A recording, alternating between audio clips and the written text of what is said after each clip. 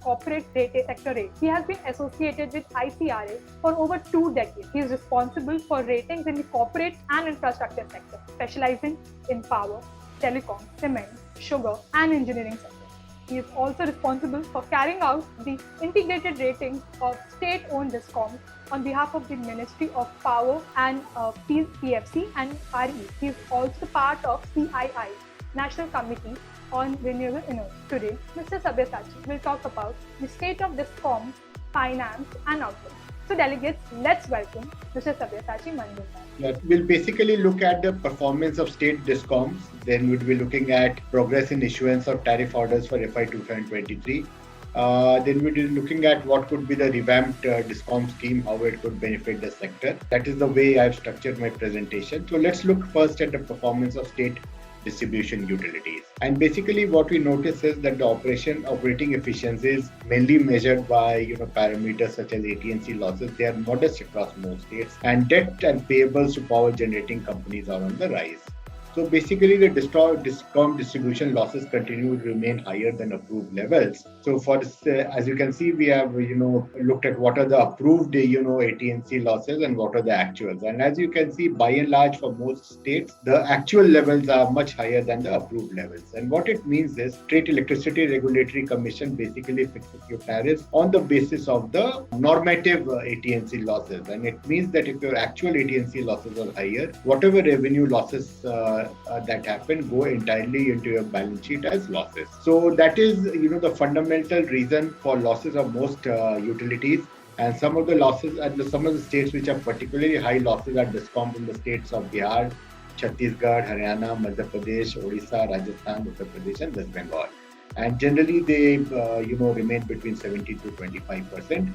As you would be aware that MOP, when it had done the Uday scheme, they had anticipated that the losses would be brought down to 15% or so by 2019. But as we can see, the median losses are somewhere around 20% still, which is much higher than what was expected. Looking at the trend in book losses for DISCOMs at all India level, basically post Uday, they had been coming down year on year, but this was mainly the impact of deleveraging and lower interest levels. But even after all the debt was taken away, still there was fundamentally a gap between the revenues that they were earning by way of tariff income and subsidy and what they were expending by way of all purchases, all expenses, including the power purchase cost.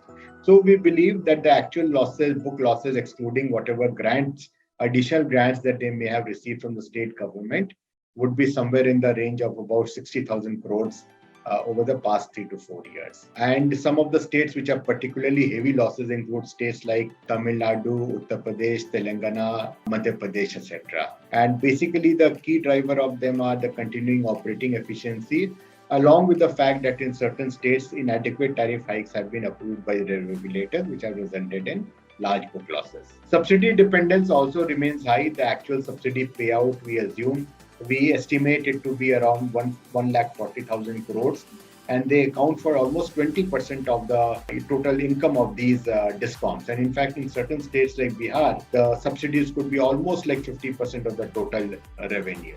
Now, this by itself is not necessarily a case of concern because, after all, these DISCOMs have to give subsidies for meeting the needs of the agriculture consumer and low-end domestic consumers. But the worrisome fact is that most of the state government finances themselves are not in a good shape. So it means that it puts a lot of strain on the state government finances, and it means there could also be likelihood of slippages in terms of giving subsidies to the DISCOMs in time, which affects their working capital requirements. And some of the states which have very high levels of subsidy include states like Madhya Pradesh, Rajasthan, Bihar, etc. The distribution DISCOM debt levels also remain very high on an all-India basis. They are, in fact, the total debts could be well in excess of 5 lakh crores, which will be higher than the pre-Uday levels. And some of the states which have extremely high indebtedness include states like Tamil Nadu, Uttar Pradesh, Rajasthan, Madhya Pradesh, Andhra Pradesh, etc. And basically the top 5-6 states account for almost 75% of the gross debt for DISCOMs at the all India level. And basically this strains not only their own finances, but also the finances of the state governments to which they belong. The losses are also getting reflected in high level of dues to the power generating companies. And in fact, at one point of time, they had touched a high level of 130,000 crores. Although, of course, during the COVID period, there were there was this implementation of the liquidity support scheme for DISCOMs to loans from Power Finance Corporation and Rural Electrification Corporation. Given the continued gap between revenues and costs, the overall overdues remain very high. And within the power generating companies, state-owned GenComs typically have the worst receivable position, followed by the private sector IPPs, and typically CPSUs have the best receivable position because they are to a great extent protected by the tripartite mechanism. Coming to the individual states, Maharashtra of course has large dues, but we must also remember they are also large consumer of power. But in relation to the amount of power they consume, some of the states which are the highest level of overdues include states like Tamil Nadu, Telangana, Andhra Pradesh, and Uttar Pradesh.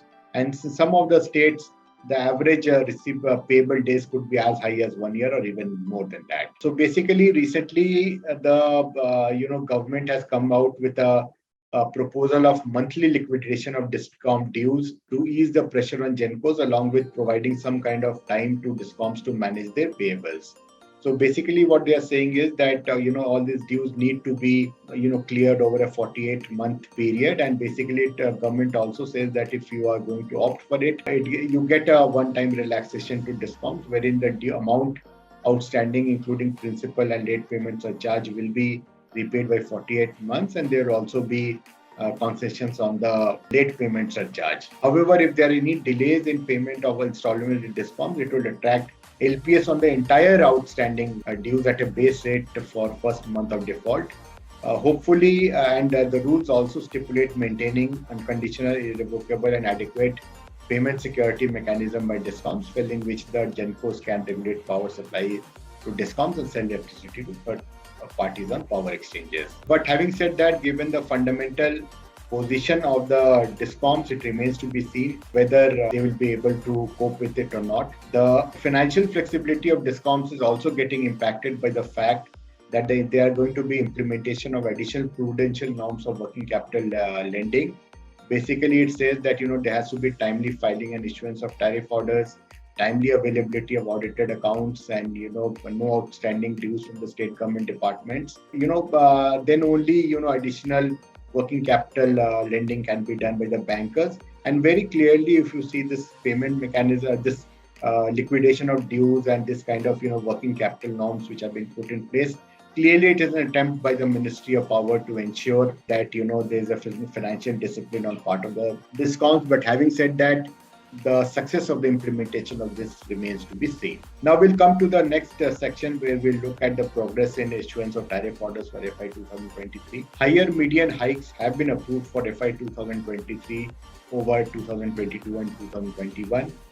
Quite understandably, both in FY 21 and FY 22, the hikes had been quite anemic given the disruption which had been caused by COVID. Right now, of course, the hikes which have been approved for 2023 are reasonably much higher. Particularly, states like Telangana and Andhra Pradesh are given fairly high hikes.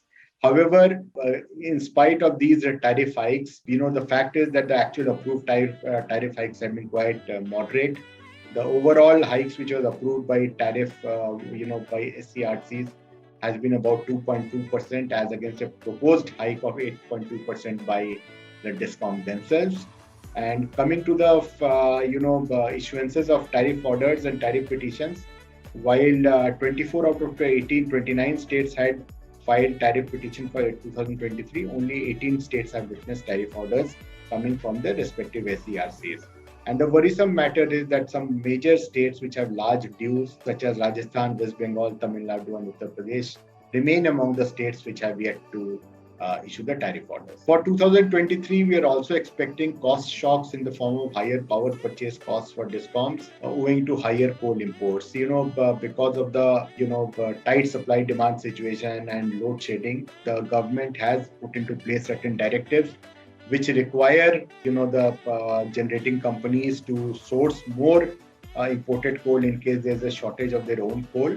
And given the fact that the imported coal prices are high, this could result in an increase in cost of supply for DISCOMs by 4.5% to 5% in FY 2023 at an all India level, considering the share of imported coal at 12.5% against 4% in FY 2022 and coal price levels of $110. So all these costs will have to be passed on. On the positive side, for the DISCOMs, the demand growth remains elevated in FY 23 year to date. Even before, although FY 20 and FY 21 had witnessed low demand growth because of well-known reasons, post-COVID, there has been a very sharp recovery. We have seen 8.2% growth in FY 2022, which of course was understandable given the fact that previous year had seen a demand contraction because of COVID, and even the year previous had been low demand growth.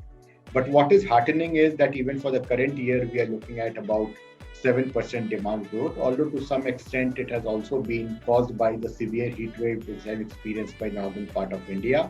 And important thing will be to see over the year how much of the incremental demand is accounted for by the commercial and industrial segment, which are the remunerative segments. So coming to from the production side, the coal stock position remains quite grim, as against a normative stocking level of about 24-25 days. We are seeing that persistently the coal days remains at around 10 days or so, and which is really very critical.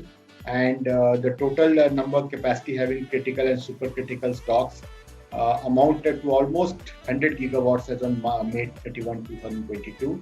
And it's quite prominent for generation utilities in states such as Haryana, Rajasthan, Uttar Pradesh, Gujarat, Madhya Pradesh, and Maharashtra.